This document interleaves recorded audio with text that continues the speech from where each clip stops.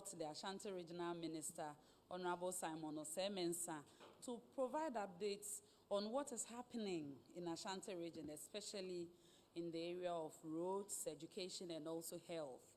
This is being done as part of our Regional Ministers Engagement Series. If you could remember, last Wednesday we brought the Ahafo Regional Minister, and today we brought Ashanti region. Hopefully, by the grace of God, next week another regional minister will be here to give first-hand information on what's happening in the regions. So before I yield the podium to the Honorable Minister, permit me to acknowledge some dignitaries who have come all the way from Kumasi to join us for today's press briefing. With us, we have the Special Assistant to the Honorable Regional Minister, Honorable Gloria Gambra. If you are here, we acknowledge you.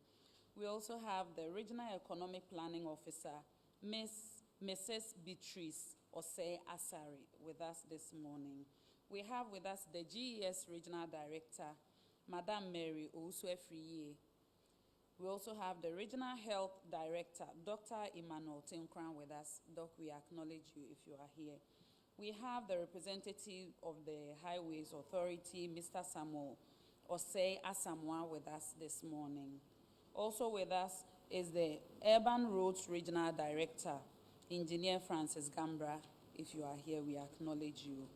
With us is the MC for Asante Achim Central, who is Miss Honorable Robert Kwachi.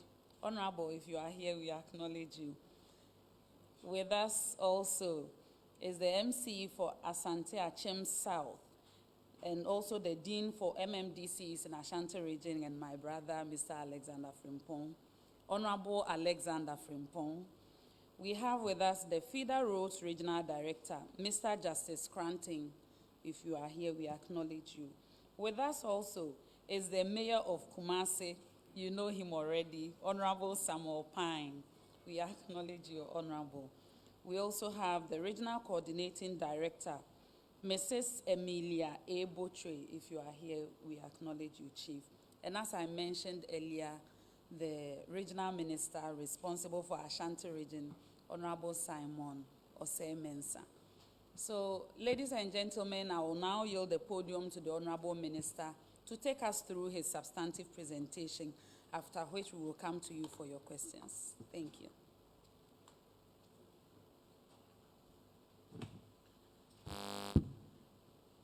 Thank you very much, Honorable Deputy Minister. First of all, I bring you greetings from His Royal Majesty Otumfuo Osei Tutu II, the chiefs and good people of the Ashanti region. And I'm here to present on behalf of the good people of Ashanti and the Regional Coordinating Council. At this press briefing, some of the significant strides that this government has made within the Ashanti region since 2017. Unfortunately for me, because of the size of the region and the number of districts that we have, I'm unable to touch all sectors. And I'm here to do 3 sectors, that is roads, health, and then education. Good. They should roll it in. Good. Ashanti region has a land size of 24,389 square kilometers, and it is centrally located. The population of the region as per the 2021 population and housing census is 5,440,463. It is the second most populous region, and even after the redemarcation of the new regions, it's now the largest region in terms of size. Previously, it was the northern region, but after Savannah and Northeast, we're taking off the northern region. Ashanti region, even in terms of landmark, is the largest. We have 43 district assemblies. The second to us, which is even Eastern region, has 33. Even for Eastern region, we beat them by 10 assemblies. We have 1 metropolitan assembly, for which I have my mayor, Honorable Samuel Pan, with us. And then we have 19 municipal assemblies and 23 district assemblies. We have 47 constituencies out of the 275 constituencies of the country. This represents about 17% of the number of people in the House of Parliament. And if you take the assemblies, we have about 16.5 of them. We have major challenges as of 2017, when the President, Nana Addo Dankwa Akufo-Addo, graciously gave me the position to take care of the Ashanti region. I did a cursory analysis of the problems of the region. And most, or on top of the regions, we had very poor road network. That time, Ashanti region was second to Central region in terms of worst roads. And then the next area was health infrastructure within the region. The health infrastructure too, we were worse than any other region. That time it was 10 regions, but Ashanti region was worse in terms of health infrastructure in relation to the population size. The other one was that we have several uncompleted health projects. Then security was also a challenge, sanitation was a challenge, educational infrastructure, especially after the introduction of the free SHS. We realized that we had a huge deficit of educational infrastructure.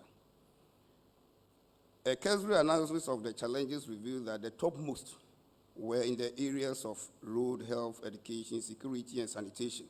But for the purpose of this particular press briefing, I'm restricting myself to road, health, and then education. The road sector. Since 2017, the region has seen 336 separate road contracts with a total length of 6,498.75 kilometers. Out of this, 1,515.06 kilometers have been completed, representing about 23.3%. And the breakdown, we have the first table there for Department of Urban Roads. Department of Urban Roads has awarded 64 contracts. When it comes to the Ghana Highways Authority, they've also awarded 69 contracts. And then Feeder Roads has the largest, which is about 203 contracts, all summing up to the figure of 336. One area people have been yearning for is the construction of interchanges in the Ashanti region. Just on the 28th of July last month, Parliament approved a loan facility of 140 million euros for the construction of the Swami interchange. Besides that, let me explain some things or give additional information. The Sofo Line interchange, which was started by former President Kufuor's regime, also had other interchanges included. One is the Bekwai Roundabout interchange. The other will be the G Roundabout overpass, which we also call interchange. So if the Sofo Line interchange project is finally completed, then it means we have an interchange at Bekwai Roundabout and also an interchange at Komfano-Chi Teaching Hospital Roundabout.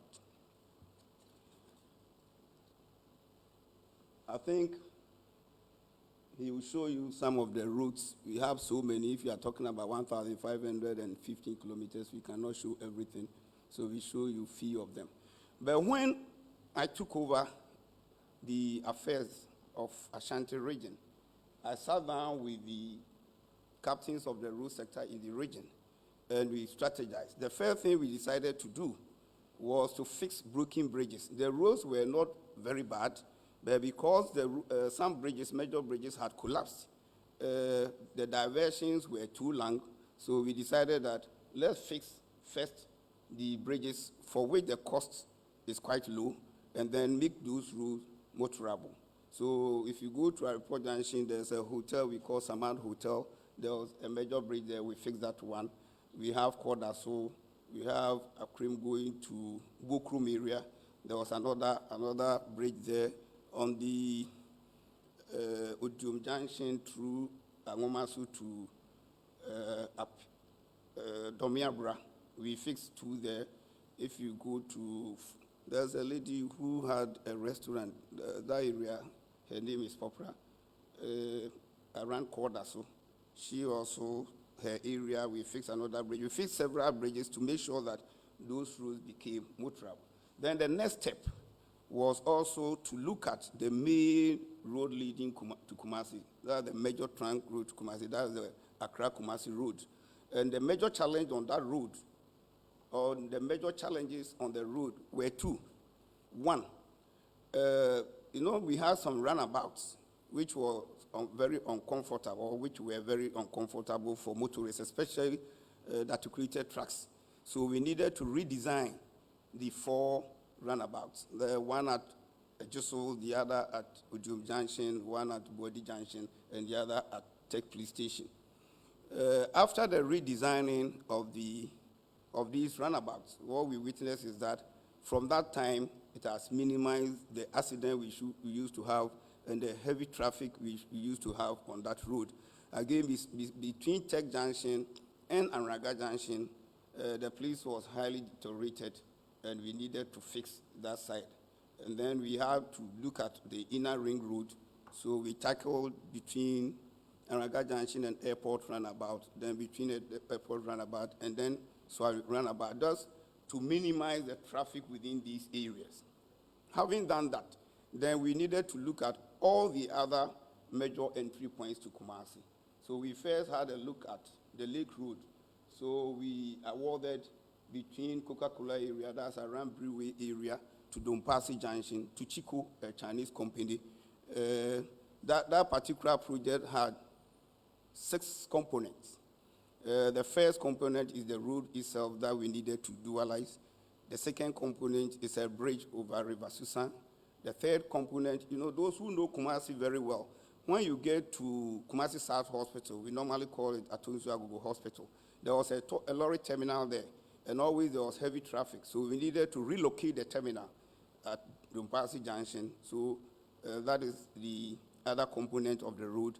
And then 2 kilometer by 38 meters storm drains. I think according to the captains of the industry, they are saying it's going to be the longest storm drain in West Africa. I don't know, but once they see, I carry the information they give me. That one is almost completed. We are left with just about 20 meters, and that has not been done because the main bridge, we are now filling the banks. And when that is done, we will complete the construction of that side. And then downstream, the river, we have 1 footpath for pedestrians, and we have another bridge for vehicles. So these are the 6 components of the road. The terminal is completed. The bridge is almost completed. After they fill the banks of the bridge, it means that it's completed. What will be left outstanding is just about maximum less than 500 meters of the road to be dualized, and that project will be fully completed. Then having looked at that, then we had to look at beyond the Dompasi Junction, which we also awarded in 3 phases. The first phase was about 8.8 kilometers from Dompasi Junction to Apuchuja. One side is fully completed. The other side is about 75% complete. And that is to make sure that we take off the heavy traffic on that stretch of the road leading to Kumasi. Then we move from there to the main Obuasi Road, and we needed to make 2 interventions.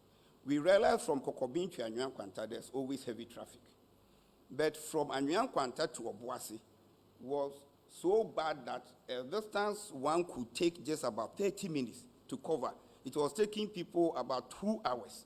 And in order to avoid the bad road, people took detour at Anyuan Kwanta, through Bekwai, to Femena, to Adansia Sokwa, before they would turn and go through to Tutuka to join Obuasi. So we realized that, yes, there's heavy traffic at Kokobin area, but that portion of the road is better as compared from Anyuan Kwanta to Obuasi. So we needed to fix the Anyuan Kwanta to Obuasi. That one is almost fully completed. The major aspect of that project is construction of a bridge on River Oda, where the contractor has not started. But when it comes to the road itself, it's almost completed. Then from there, we realized that, yes, we are doing Anyan Kwanta to Obuasi, but still the traffic at Kokobin is very heavy. So what can we do? Then we said, let's get a critical link road. A critical link road that can take off some of the heavy traffic on the Kokobin portion to join Trade. So we needed to construct Ahonjo through Sokoban to Trade. That one is also about 95% complete. We are left with just a short distance within Sokoban, which is 800 meters. Then that portion is also completed. We have challenges with the payment of compensation. And now we are thinking around, because after the first estimate was given to us, we realized that compensation payment alone is almost 15 million Ghana cedis. And then the cost of fixing that length of about 800 meters is less than 6 million. So the question now is, do we do just slightly widened single lane through the community and then save about 8 million to fix the Sokoban town routes? Because that route, they've done all the drains, is left with bitumen surfacing. So this is the point that we are currently. Whether we do the demolition and pay the almost 15 million, or we do a slightly widened single lane and then use the remaining amount to fix the Sokoban and the Daban town routes. When we were done with that one, then we needed to look at the Sofoline interchange. So we needed to sit down with the contractors, that's China Jew, and then to see how we could continue with that project. That stalled from 2009. You know, that project was started by former President John Ejikun Kufuor's regime, but it stalled. There were no payments. And we had huge outstanding of interim payment certificates that had not been paid. And the worst aspect of that project is that the project is financially is in two components. One component is CD, the other component is dollar. And after every 90 days of issuance of an IPC, that's interim payment certificate, when it's not paid, the contractor will apply for interest on delayed payments. So whilst we were not continuing with the project, we were still paying interest on outstanding IPCs. And then when you look at the dollar component, which is tied to the performance of the cedi. As the cedi depreciates, we needed to cough more cedis to go and make payment for that dollar aspect. So we made huge debts, and we needed to sit down and negotiate. Initially, we thought we could pay something small for them to get back to site. The minister helped us, the Minister for Roads and Highways, and paid 50 million. After the payment of the 50 million, they said, no, this is just a drop in the ocean. Then he assisted us with another 50 million. They said, no, we are not going. So we needed to sit down with them and come out with a financial arrangement which made them go back to site. We are left with less than 500 meters to complete that particular project. But now we had some financial challenges again. Fortunately, we needed to look at the financing arrangement. So one of the recent loans that was approved by Parliament, that is 750 million. There's a component that is going to go to China Jew to complete that portion of the road. For now, I think that is all that I will say about the route network. Do I complete everything before I take questions? Okay. Now let me move on to the health sector. First of all, I'll start with captation in the health sector. If you remember, in 2011, the then government, the NDC government, introduced captation in the health sector only to the Ashanti region. Out of the 10 regions, it was only in the Ashanti region that the captation in the health sector was introduced. It was expected to be piloted for just 6 months. Unfortunately, for 6 years plus, we were still in that captation policy. We had several demonstrations that their policy must be abolished. Nothing happened to the policy until the new Patriotic Party regime came, led by Nana Addo Dankwa Akufo-Addo. And within the first 6 months, or even less than 6 months, then the policy was abolished. We told them that, yes, Mr. President, we Ashantis, we are not greedy. We are very hospitable. We are prepared to share. So if the capitation is good for Ashanti, then it must be ruled to all the remaining 9 regions so that we all share. But if it cannot be ruled to the remaining 9 regions, then I don't think that Ashanti region, we can also take the capitation. It was abolished, and it gave us a good sign of relief in the health sector. People were dying because, for instance, my hometown from Jachi, which is just about 12 kilometers away from Kumasi, and if I select a health facility in, let's say, Bosomtwe, that is St. Michael's, which is less than a kilometer to my hometown, and I come to Kumasi and I fall sick, there's no way I can go to Konfanochi, which was a very bad policy. And so people were just dying, those who could not afford to pay. And then, so this policy, this killer policy, that was removed by the president. The people of Ashanti region, we are very grateful to him. Now, let's move on to human resources. The table is there, but I'll try to do a quick summary. In 2016, doctors in Ashanti region were 113. As we speak, we have 218, an increase of 105, representing about 93% increase. Let me pick another one, nurses. Of late, I think the issue of nurses have come to the floor, so let me pick them as one of the examples. In 2016, we have 5,936 nurses in the Ashanti region. As we speak, we have 9,645. An increase of 3,709, representing about 62% increase. Let's move on to midwives. We had 1,131. Now we have 3,114. Difference of 1,983, representing 175%. Then you move on to pharmacists. We had 95. Now we have 135. An increase of 40 pharmacists, representing about 50-something%. Then the other one is physician medical assistants. Physician medical assistants. We had 220, now we have 288, an increase of 68. Then biomedical scientists, we have 59, now we have 131, an increase of 122. But if you take the total staffing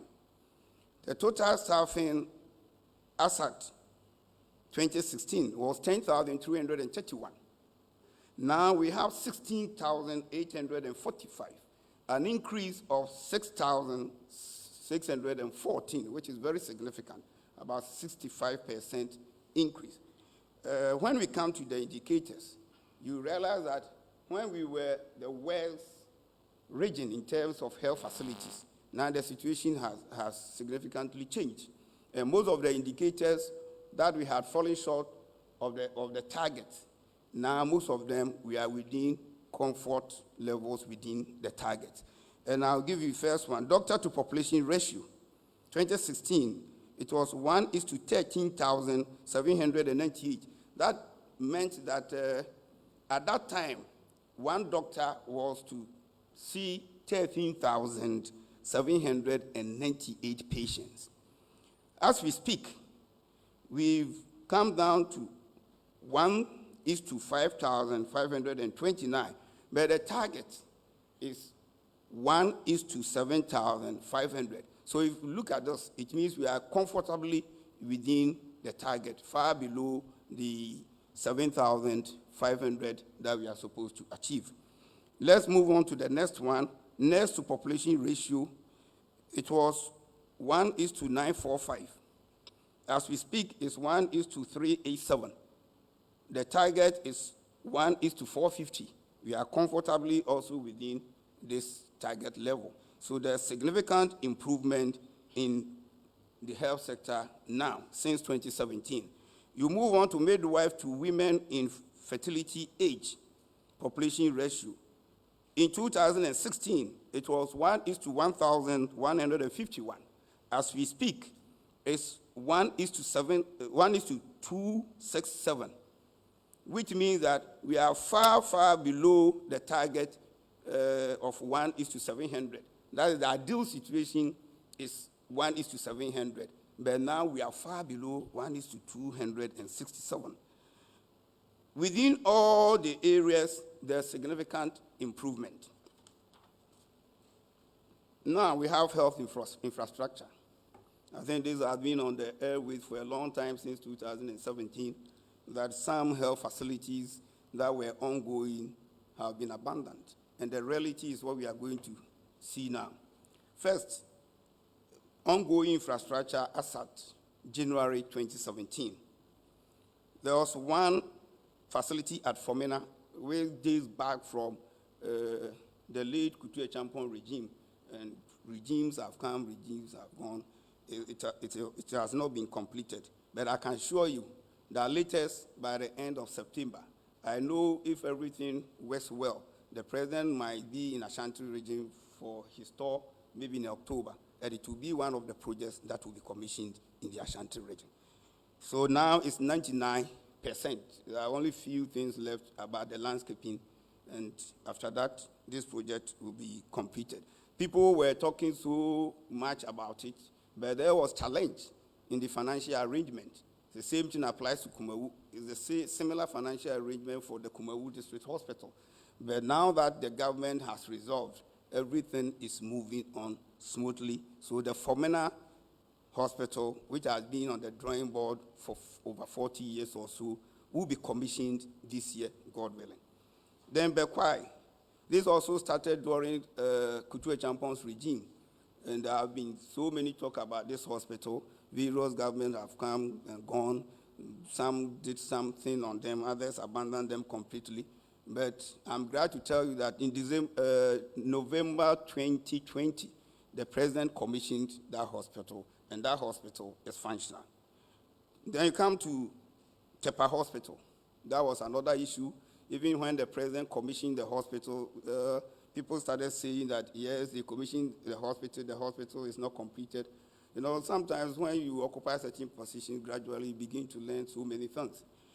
It was there I was informed that the commissioning of the project does not necessarily mean the next day the hospital is receiving patients. They will have to train the health staff on the new equipment, test run the equipment before they can start introducing them department by department. You don't move the whole hospital at a go, but maybe you move outpatients. Later you can move what we call maybe female ward or male ward, and then gradually the surgery, everything will move, and then until the last batch of the team is moved to that hospital. That hospital is also now functional and is receiving patients for the past 1.5 years. Then you come to Sechere Kumawu. Sechere Kumawu, the last time I visited the place, which is about some 3 weeks, 1 month ago, they told me by December ending, all the civil works will be completed. And then between January 2023 and April 2023, then they will install all the necessary equipment. So hopefully by mid-year 2023, if everything goes on as scheduled, that hospital will also be commissioned. So the much talk about Kumawu Hospital, there will not be any further discussion on the completion. If there will be any discussion, it will be the operationalization of the hospital and how it's functioning. The next one is Seria Regional Hospital. You know, originally this hospital was supposed to be sited at Kumasi South Hospital, what many people call Atusu Agogo Hospital.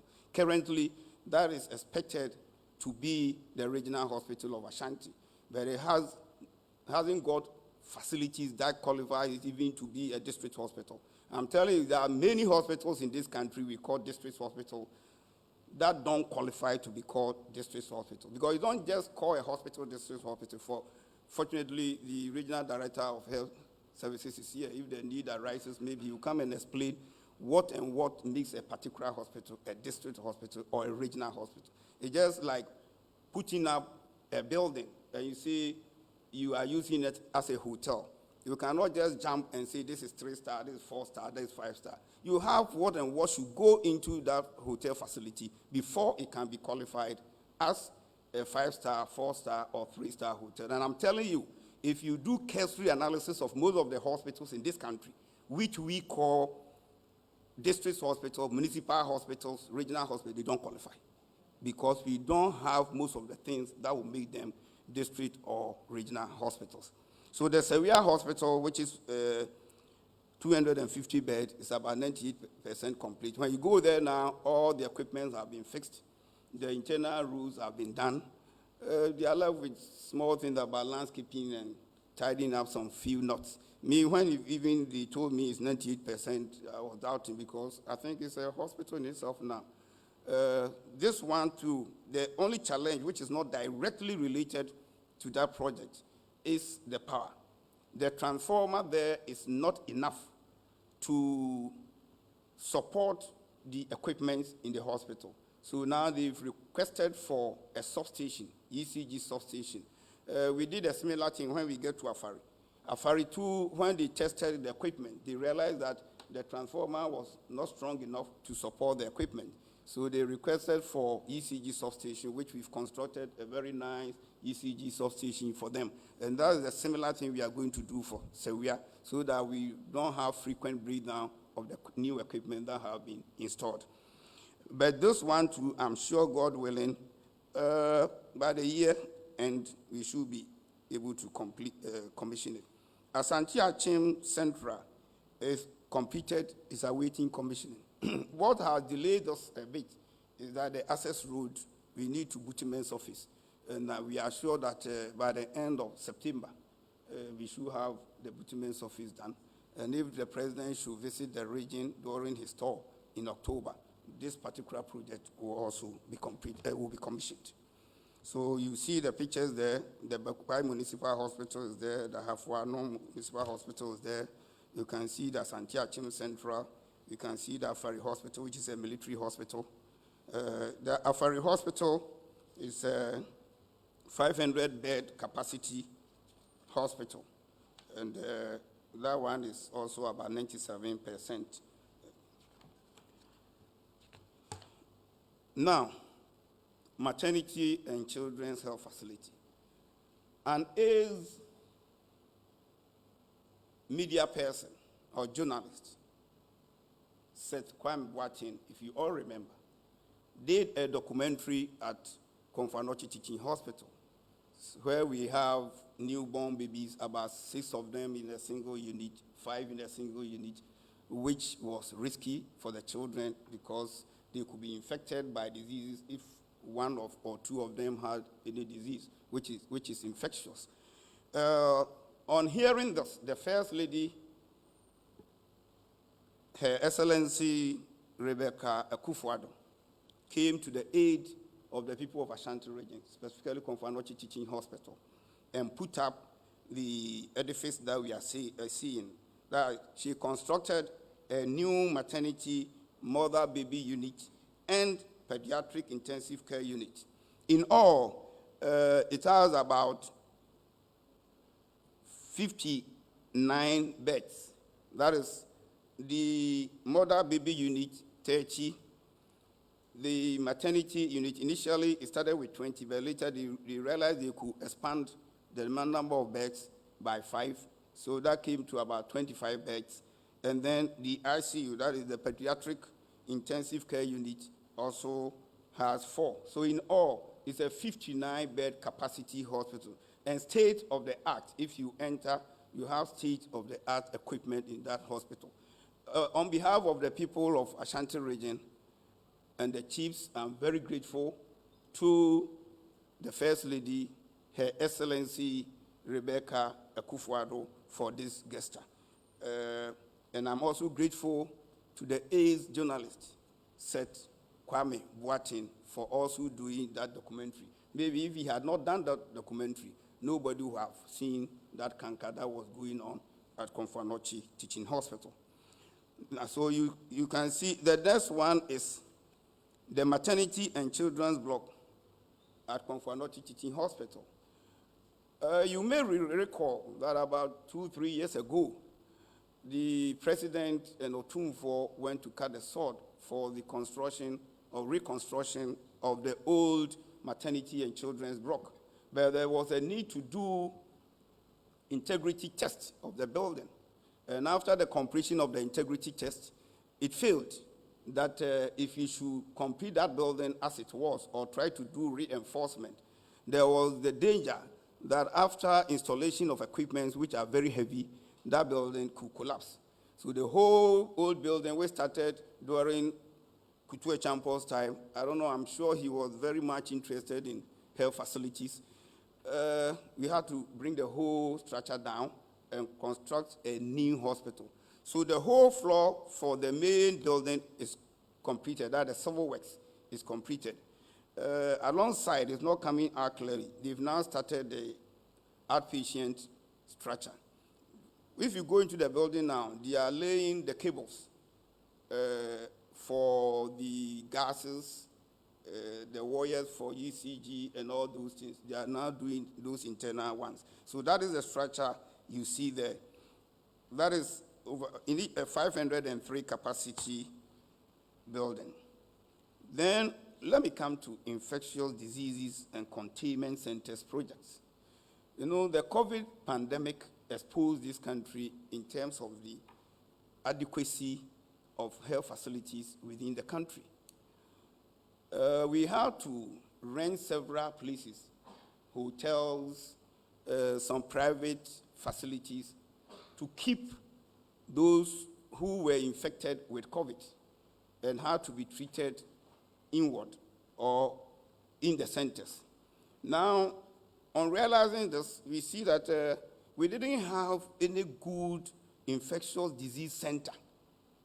So the agreement was that, fine, Kumasi South, which is now the regional hospital, we should have one there because that was the treatment center we selected for the COVID during the peak of the COVID. So we are constructing one there. And because the regional hospital is now moving from Kumasi South to Sewia, we realized that then we have to put one also close to the Sewia Regional Hospital so that in case of such emergencies, then the people could be kept there or the people could be treated there. So we have these two. The Asqua one is about 90% complete, and then that of Sewia is also about 93% complete. Then we have district polyclinics projects. One is at Tumakwangoma, that is at the capital Twedeɛ, is about 15% complete. We have Swami, which is also about 25%. Amansia West, about 20%. Sechafran Plains at Drobonso, which is 20%. And Ahafuano Southeast, which is also around 20%. Then we have Agenda 11 projects. The region, we were lucky, and we had about 14 of them. Now, we have Atuma Kwaguma, which is at Trede. That was where the sword was cut by His Excellency the President. That one is about 40% now. Then Achuman Wabiejanov, and that is at the capital of that district, which is Barakesi, that's about 23%. We have Obuasi, that is the Trauma and Accident Center at Bidimu, and that one is about 30%. Bosome Frehon, we have one at Asiwa, which is about 20%. Amansia South is about 15%. The one which has not started yet is the one at Asokorimampo. In fact, the site that they got, the consultant went there and they said that site is not suitable. Fortunately for us, a new site has been identified within the airport enclave, and Ghana Civil Aviation has given us the authority that we can use that site. So that is where we are now going to construct the Asokorimampo Municipal Agenda 11 facility. Then we have Achuman Punia, which is also about 20%. We have Oforikro Municipal, which is about 30%. I have to pause a little and congratulate my special assistant, who used to be the municipal chief executive of Oforikro, the way we fought to get them the Agenda 1.1 project, which is now at Kokobin and is at 30%. We have such a central in Suta, that is in Suta Kwamambe Poso area, which is 15. I have for Ano Southwest, that is Mankransu area, but it's at Kunsu, which is 10%. I have for Ano Southeast, they couldn't give the percentage, but what we witnessed was that they are now building the construction site office and they are molding blocks. That is the stage at which it is. Both Avija Kwabre South and Avija Kwabre North are all at substructure levels. Now, there's one important thing. Sometimes we politicians, we make mockery of some things and it turns out to be serious joke. There's the Zipline Drone Center at Mpenya. You may recall that Ashanti region had a second of this facility. And the facility is at a community called Mpenya, which is within the Mampong Municipal Assembly. This facility serves 4 regions, that is Ashanti, Ahafo, Bono East, and Eastern region. There are 28 districts in Ashanti that are served by this facility, and then Ahafo 2, Bono East 4, and then Eastern region 1. The total number of facilities served directly, that is health facilities where they deliver some of these medicines, are 328, and you have 274 in Ashanti, 18 in Ahafo. Bono East 31, and Eastern region 5. Between October 2019, when it was commissioned, up to December 2029, they made deliveries of 461. In 2020, they made deliveries of 11,274. And 2021, deliveries of 21,399. And then this year, so far, they've made 11,093 deliveries to various centers. Now, the total products delivered, the figures I gave earlier are the deliveries, like they go one round and come back. Those are the deliveries. But the quantity of products that are delivered is what I'm going to give now. Between October 2019 and December 2019, they delivered products of 2,564. 2020, they delivered 78,132. 2021, 312,323. 2022, when the year has not even ended, we have more than a quarter to end.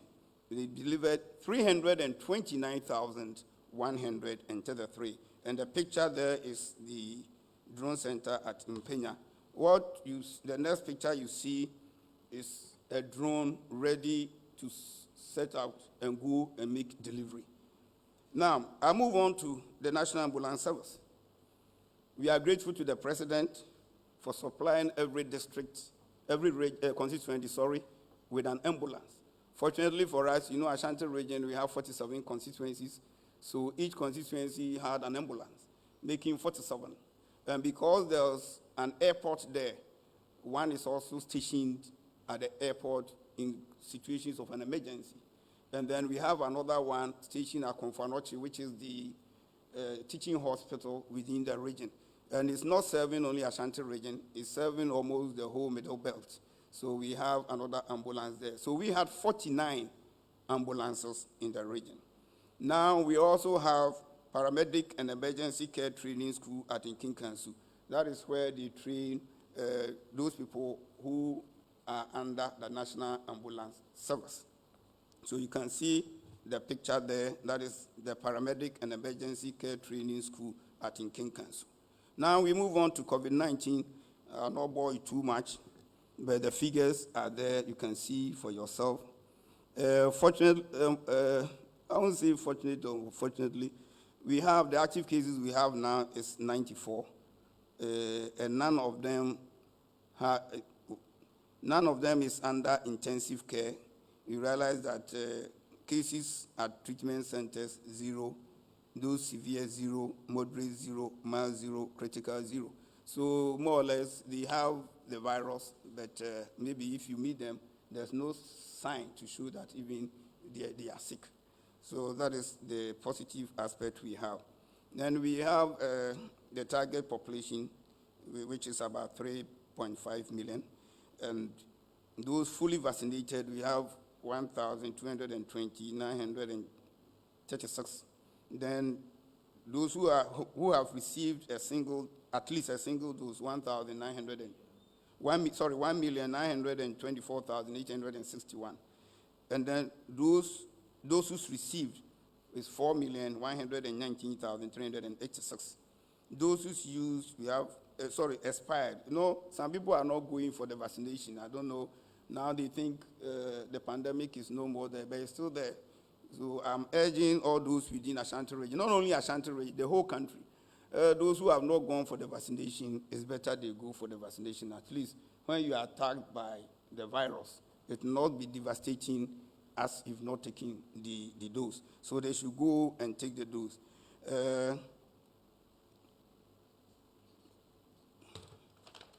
I think these are another disease that we had was the monkeypox.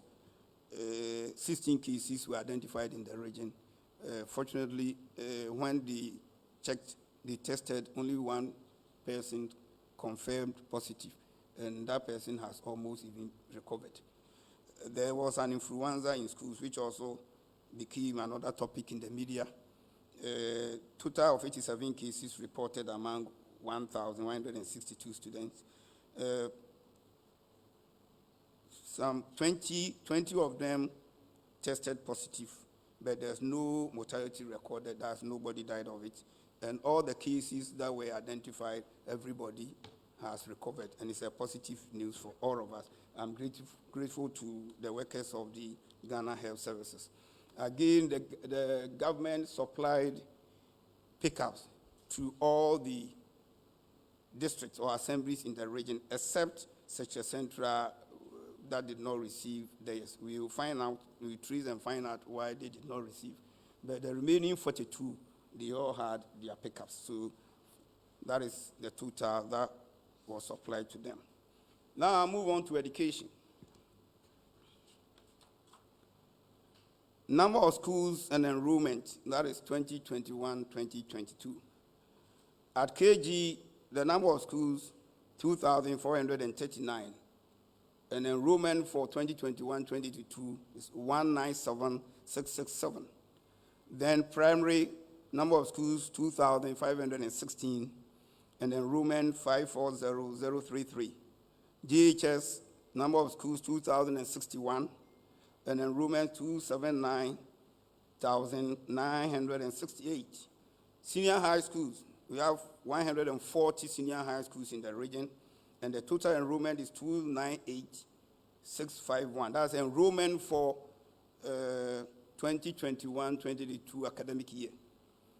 We have special schools, that is 3, and the people there are 921. In all, we have 7,159 educational facilities within the region, excluding private schools. What I'm talking about are only public schools. These figures I'm quoting all exclude private schools. It's strictly public schools. And enrollment, as at now, that is from KG up to SHS, we have 1,317,240. Now, free SHS, here I'm looking at the trend. We are doing comparative analysis of enrollment from 2016 up to 2021.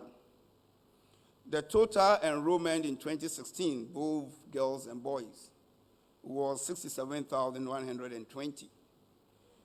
It moved, after the introduction of the free SHS, increased by 23.6%, almost 24%, moved from 67 to 82,984.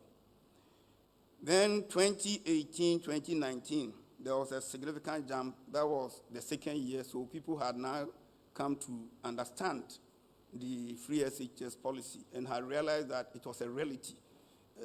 not just a mirage. So it increased by 26.8% to 105,228. 2019-2020, I don't know whatever happened. I tried to get explanation, I still don't have it. It declined from 105,228 to 98,309. Even though I've not had any official explanation, but from my own point of view, I think, during the second year, when people appreciated the policy, those who were in the house, they all rushed to senior high school. So we didn't have many people who were in the house previously that were joining. That might have been the reason. But so far, if I tell you I have official reason to that, it's not true. But what I've just said is my own thinking. Then in 2020, 2021, we have 101,857. 101,074.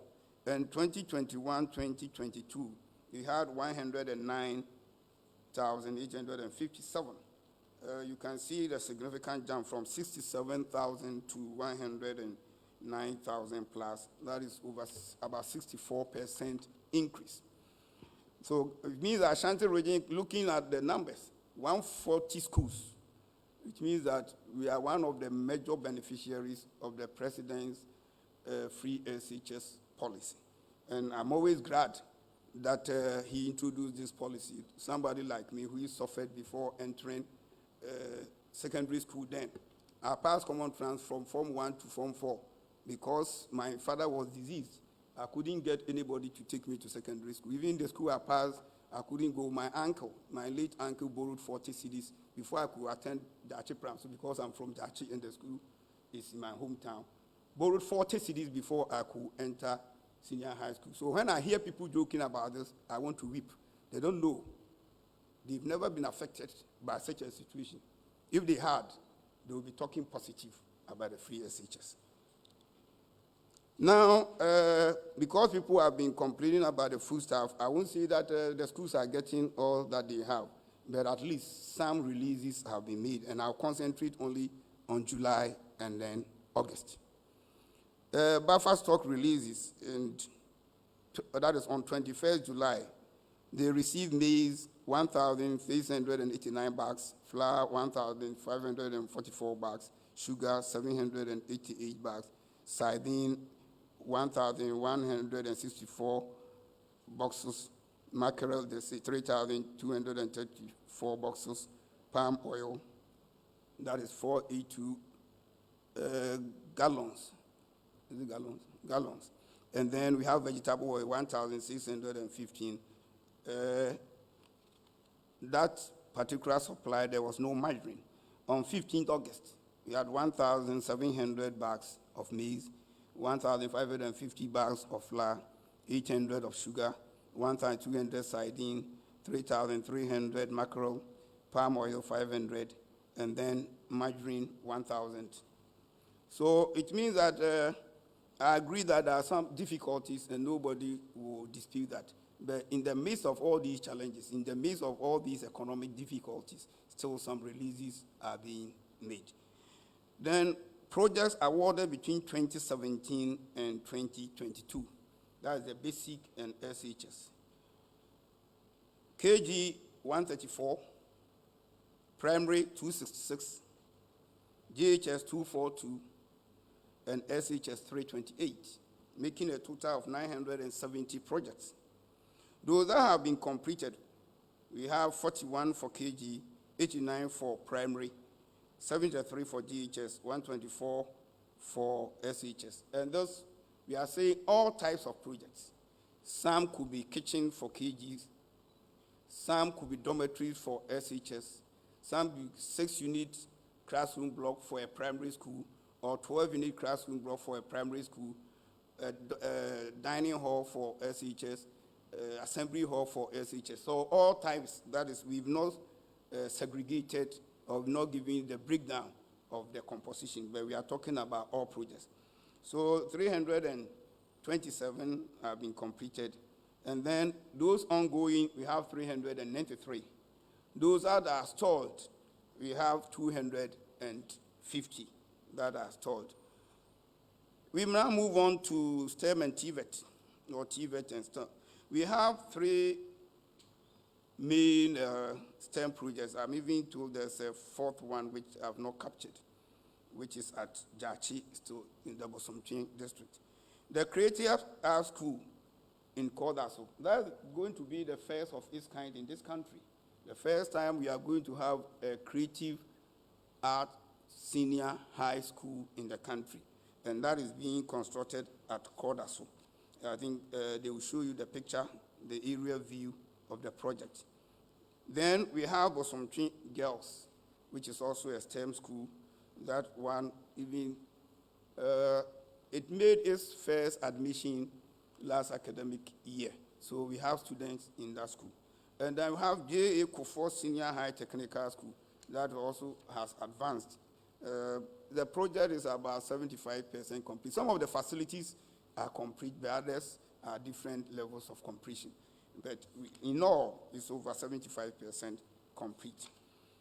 Now, TVET, we have 19 schools, and there are various projects ongoing in those schools. The lists of the 19 are there. I don't want to take too much of your time because of time constraints. Vehicles that have been supplied to the educational sector. There's 1 Land Cruiser, 88 buses, 169 pickups, and 299 motorbikes. So in all, we are talking about 557 vehicles. That is motorbikes, pickups, buses, and Land Cruiser.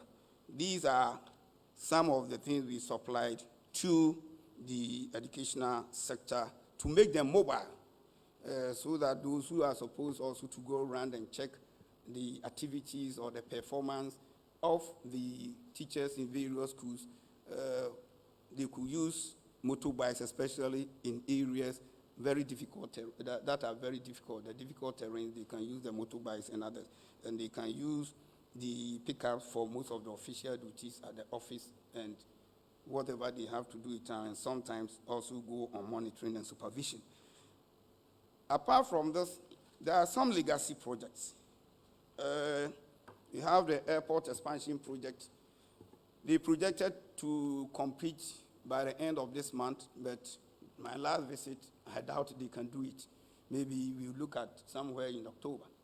But whatever the situation is, this project will be completed by the end of this year.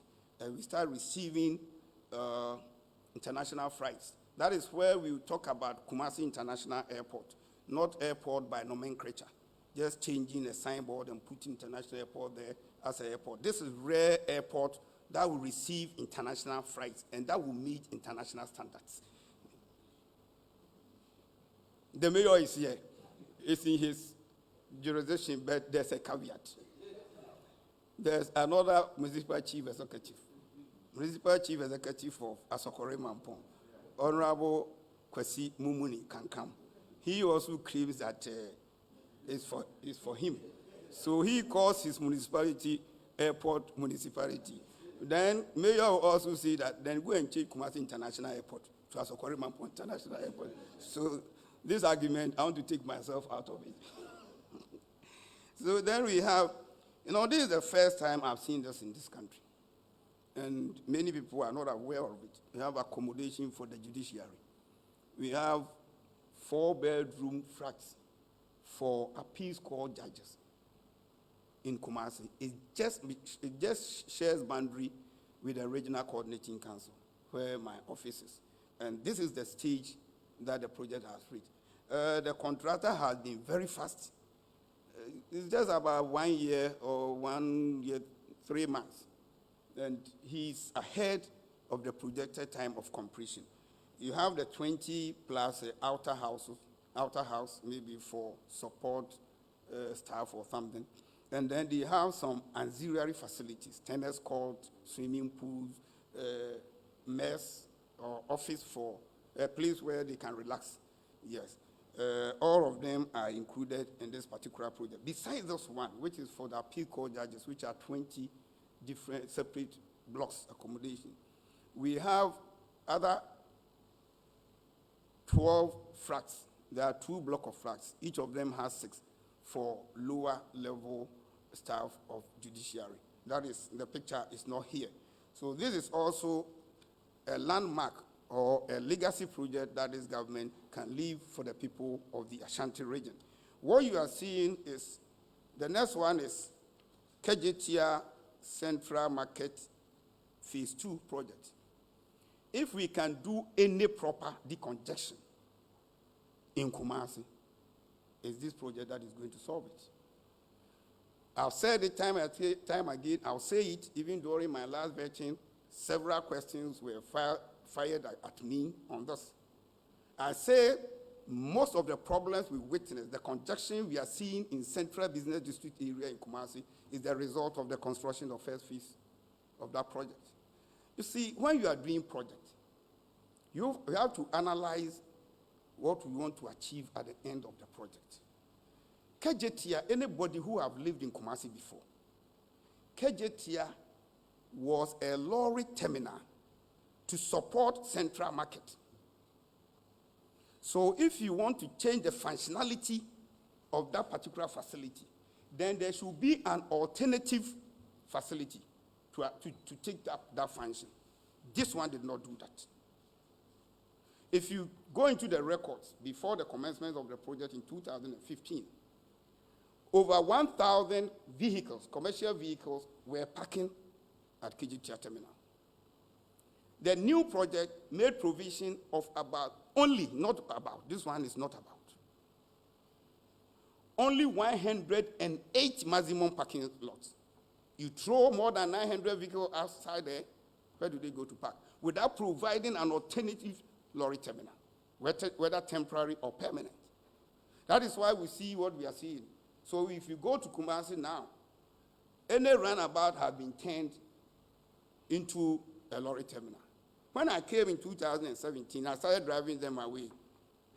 Later, I reflected, because anytime I drove them away, they came back. I reflected and realized that, where do I drive them to? I have not provided an alternative parking lot for them. So you drive them, they will have to eat, so they will come back. So now what we are doing is we are only trying to manage them. The second problem, apart from the commercial vehicles, you built more than 8,000 shops. No lorry park. Even if just 5% of the 8,000 of them have vehicles, you're talking about 400 vehicles. Where do they park? And I still stand by it. The congestion we are having in Central Business District is the poor implementation of the phase 1 of the project. Then I'm going there to patronize the shops. I have a vehicle. Where do I park? There's not an alternative parking space. And that is what I've said, and I'll say it anywhere I stand, even at gunpoint, that project is like a beautiful box, smelled with gold, but when you open it, it's dirty. The content is dirty. So when we came, we had to sit down with the consultant and the contractor and look at how we can solve the problem with this second phase. So what we've done now is that the whole ground floor will be lorry park of the project. The whole ground floor will be lorry park. The first floor will be meant for traditional market. My grandmother will not go and sell plantain in a shop, a lockable shop. You see, when you are undertaking a project, you are doing the project to change the lifestyle of the people. But you don't do a project that is totally disjointed with the environment. So now we are going to provide more tabletops. So if you are selling pepper, instead of formally selling it on the ground on maybe a sack spread on the ground, or selling it on a table, wooden table, we are going to design concrete tables where they can sell them.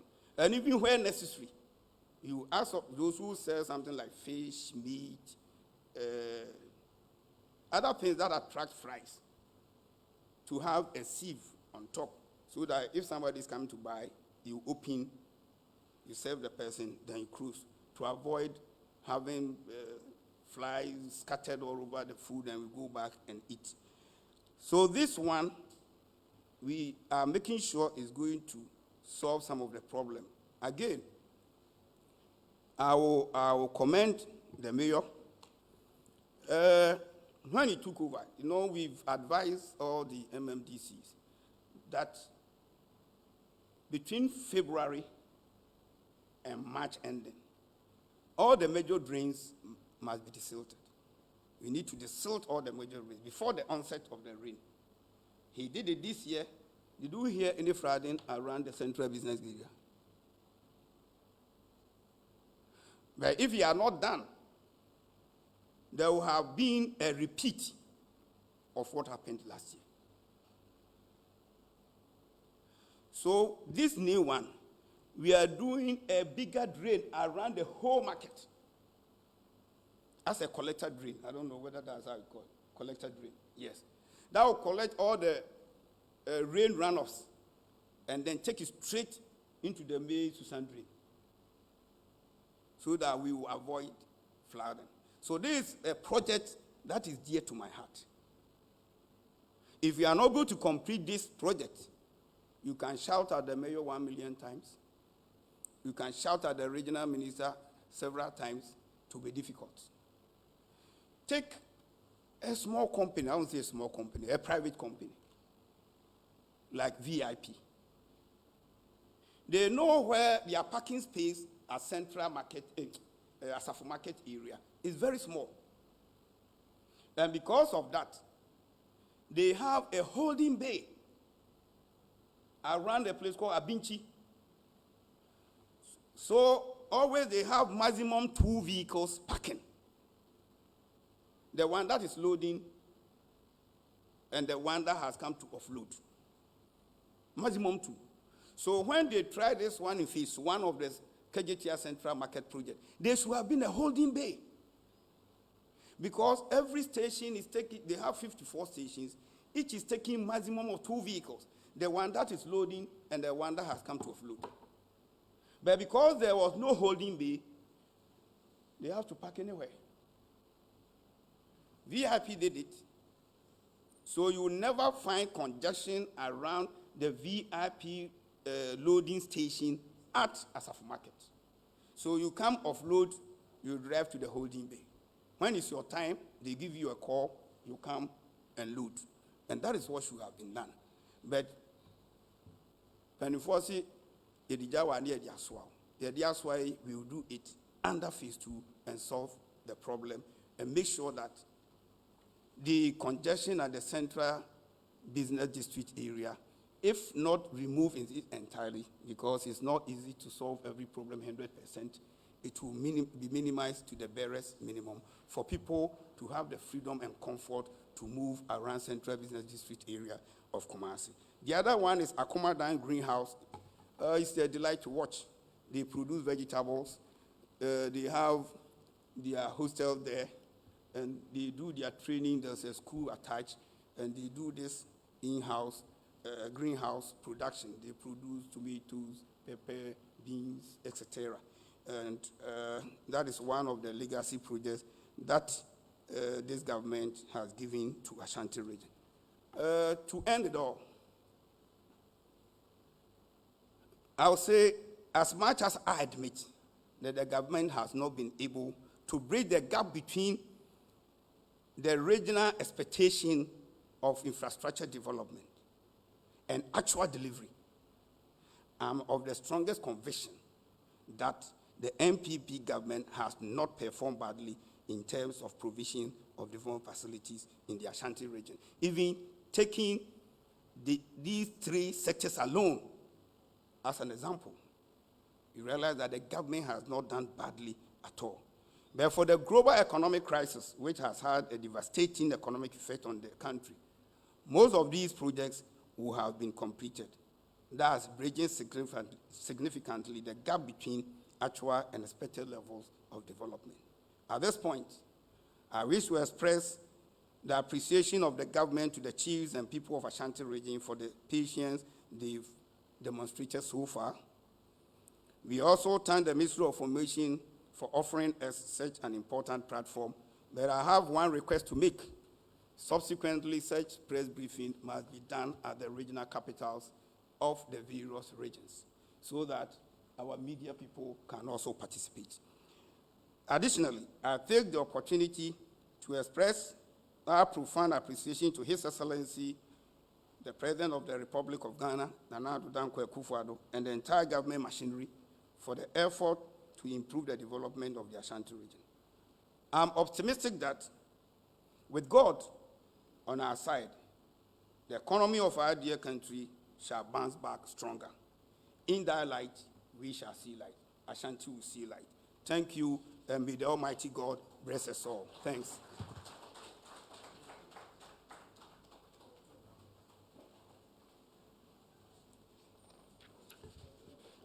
Thank you so much for the insightful presentation, Honorable Minister. It was so masterfully delivered.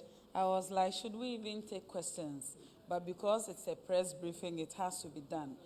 But seriously, my point is that after this presentation, it doesn't matter if you are an NPP communicator or anyone, if you had the benefit to witness what the Honorable Minister has taken us through, let no one deceive you on so many things, but especially on these three things. If anyone tells you that the President Nana Addo Dankwa Akufo-Addo led government has abandoned some legacy projects in the bush, it's a lie. It is not true. You heard the minister, you saw the pictures. Facts don't lie.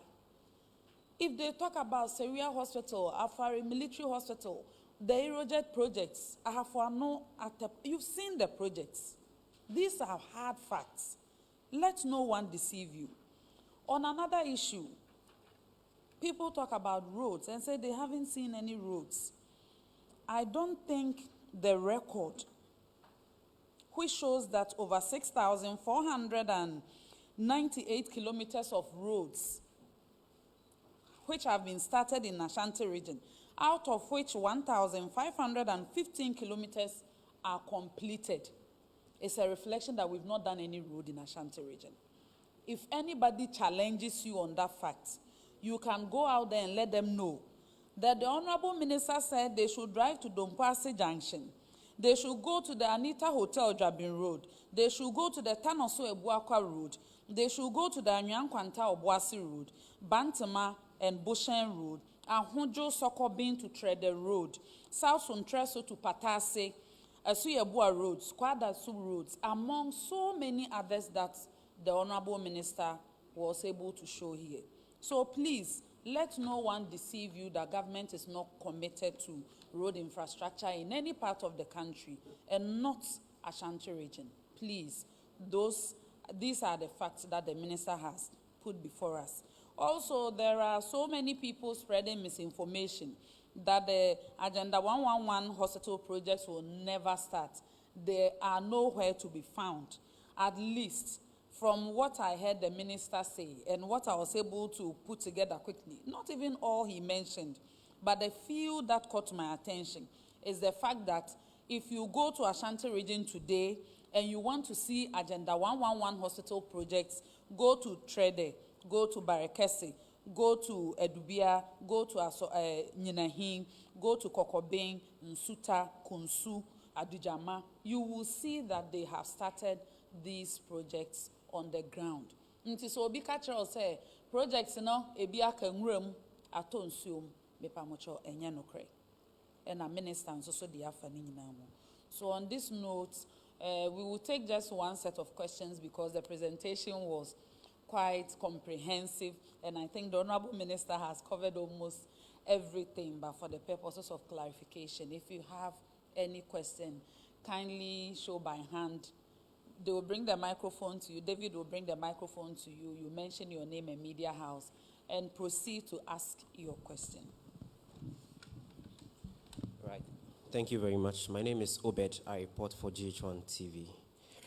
And our minister, last week, a research outfit came out with reports that suggest that the Ashanti region is the region that's recorded the highest number of violent cases.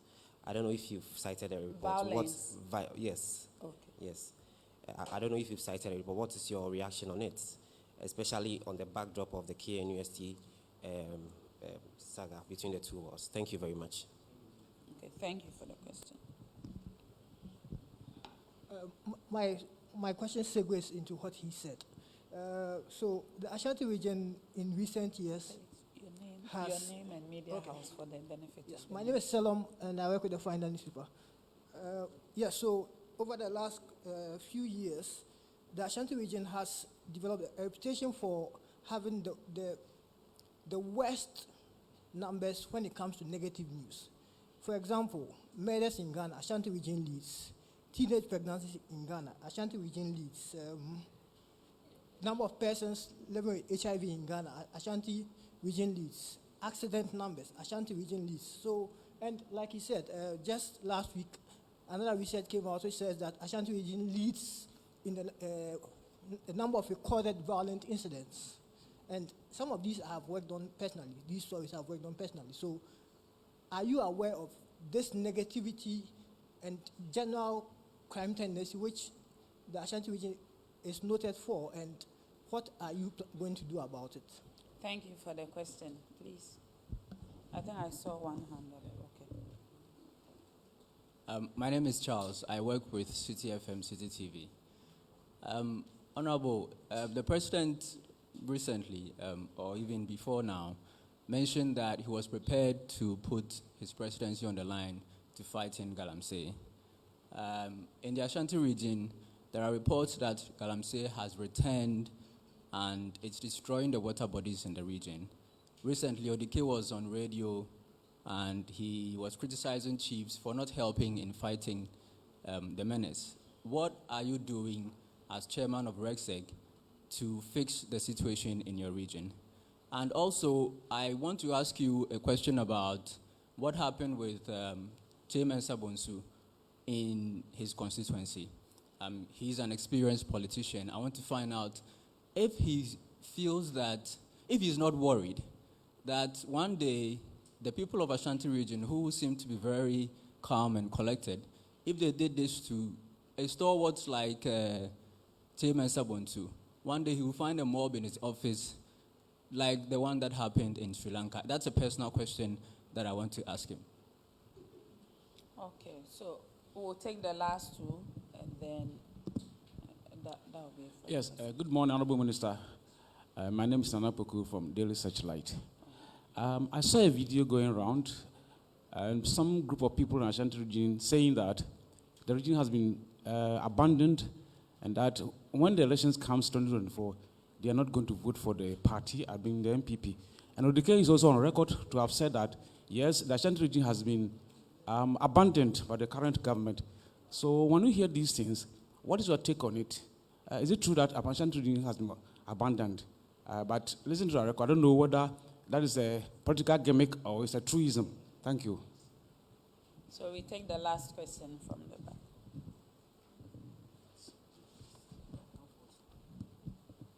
Good morning. My name is Noble. I work with TV3. These are what I would like to find out. The general atmosphere of people in the Ashanti region, does it not look like they are turning against, the MPP? So they're turning against their own people. The case in question, MP for Akumadan Greenhouse South, he was yesterday attacked by his constituents because of poor roads. The Kwabri chief and people, they are not happy. Barikesi chief was attacked during the weekend. My next one is the Sewa Regional Hospital. Is it the case that it is complete or it is 98% complete? The health minister said that the facility was complete. We're waiting for some electricity connection, and I want to ask about the roads leading to the place. Is it complete or it is 98% complete? The health minister said it was complete. Thank you. Thank you for the question. We take that to be the last question. So I will invite the Honorable Minister for his responses and also his closing remarks.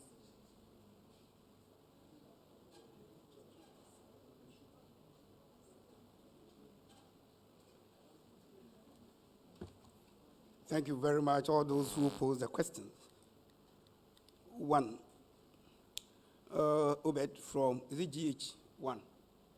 Yeah. He asked about the violent cases in the Ashanti region being the highest. I've not read that from any newspaper. But what I'll say is that, first of all, I'm grateful to members of the Regional Security Council.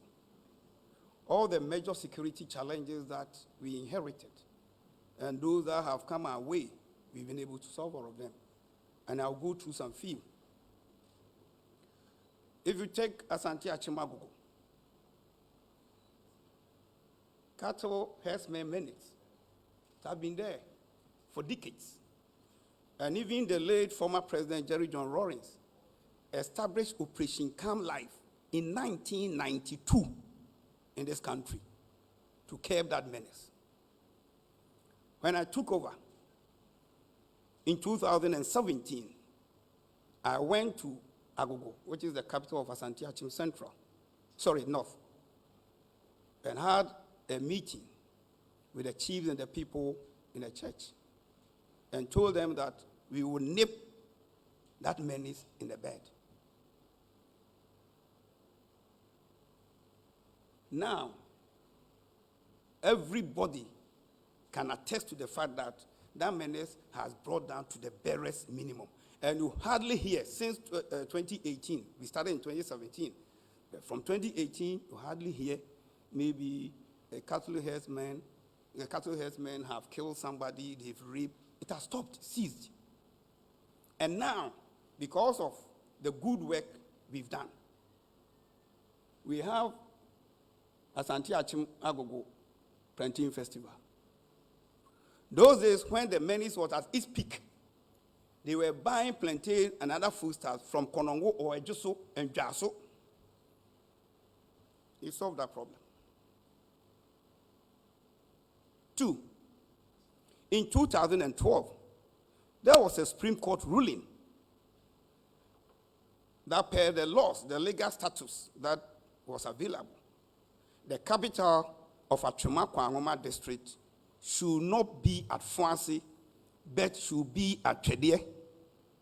From 2012, they couldn't resolve it.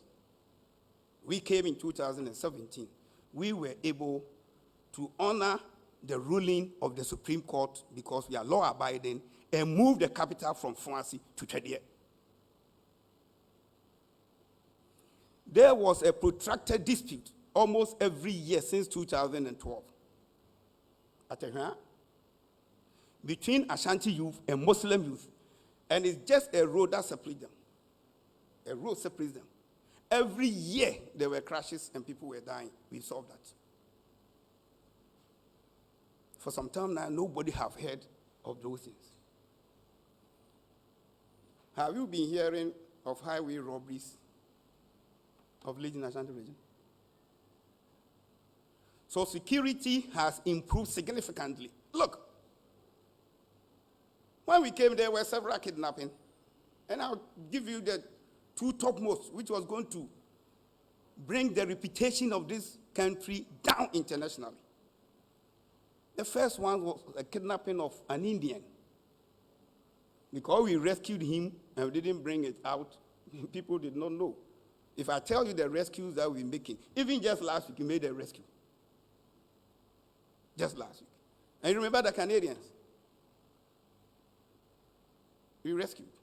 So when it comes to security and shelter region, no country in this world can eradicate security risk in its entirety, but we've done very well. We've done very, very well. Look, we don't talk. Our strategies are different.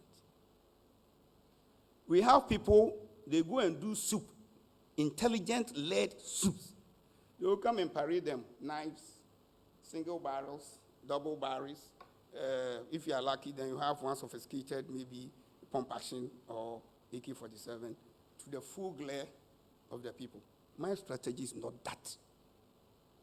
What the people of Ashanti region want to hear, that they can sleep and go out and do their work and do it in peace. We do intelligence soup almost every month, but we don't announce. we screen you. Those that are found culpable are taken to the law courts, and the law deals with them. That is why I don't hear many people think that we are doing. You see, each of them has positive and negatives. If you arrest one person with a knife, you show it today. Tomorrow you arrest somebody with a single bar, you show it. You are putting fear in the people. That is me. That is what I believe. All that they want is we can go and do our work and come back home. How you do it? So I don't know where the news, yes, it came before. There was some time we had even to impose curfew. This one, we got the intelligence very late. Maybe if I had been in Kumasi, I could have had the information a bit early. But I was in Accra to attend several meetings, including the conference of the International Audit Agency at University of Professional Studies. When I got the information, it was late. So quickly, I called the regional police commander and the other security agents that they should meet and quickly send out a press release that we've heard of this, and if they dare, maybe we would treat them as criminals, not as students. But it was unfortunate. By the time they released, the VC also called me that, no, he's seen that the students are mobilizing. So we had to call the regional police commander that they should get some people quickly and moving. But you see, some people think that when you hear a problem or security issue, straight away you move in. It's just like a fire officer, and here's there's fire in this building. Any intelligent and professional fire officer will first try to look for the source of the fire. The fire officer will not run straight into the fire, because you cannot extinguish fire just by throwing foam and this thing on the mainframe. But you have to touch the fire source. So when you want to move in personnel to a crisis zone, you cannot just straight away bring, you come from Tafo, you come from Swami, move these people from Konongo, move these people from Ejoso, just move to the site. No. You have to move them and give them a leader from whom they will be taking instructions from. Other than that, I'm coming from Ejoso, I'll take from my leader. This one is coming from my home area, Bosomtri. They will take from their leader, and it will be chaotic. So what you normally do is that you first call the nearest police station, send some few people there, and help while we mobilize the needed forces to come and support you. But in that process, it takes some time before you can gather them. Maybe some things might have happened. Thirdly,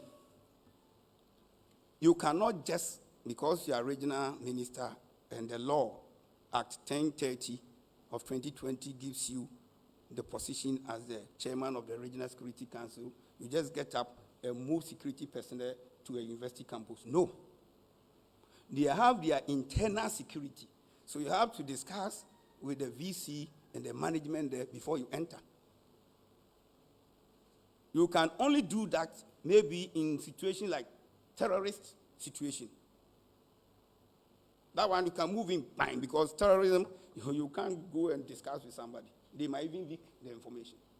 But situations like this, you have to prepare and move in. So it's not that we did not hear, but we got the information quite late. Maybe if I had been in Kumasi then and wasn't at a conference or meeting, maybe the situation would have been different. But at least when we heard it and they went there, calm was restored, and still calm is restored.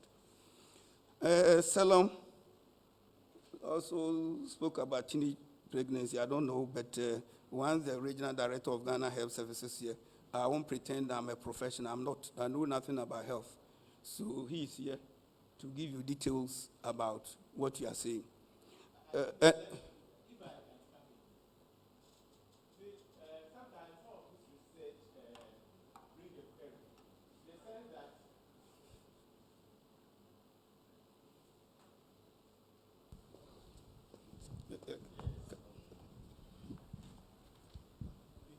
If you are dealing with a region like Ashanti, with a population of 5.4 million, and then you talk about absolute figures, eventually, the region with the highest population will come out with the more cases.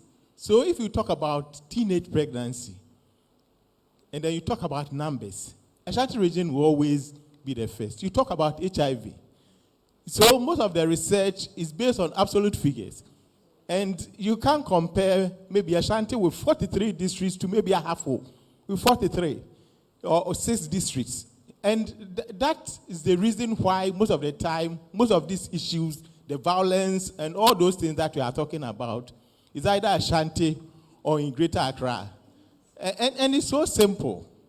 So when you talk of teenage pregnancy, if it's not Greater Accra, it will be Ashanti. If you talk about HIV, if it's not Greater Accra, it will be Ashanti, because we are talking about numbers.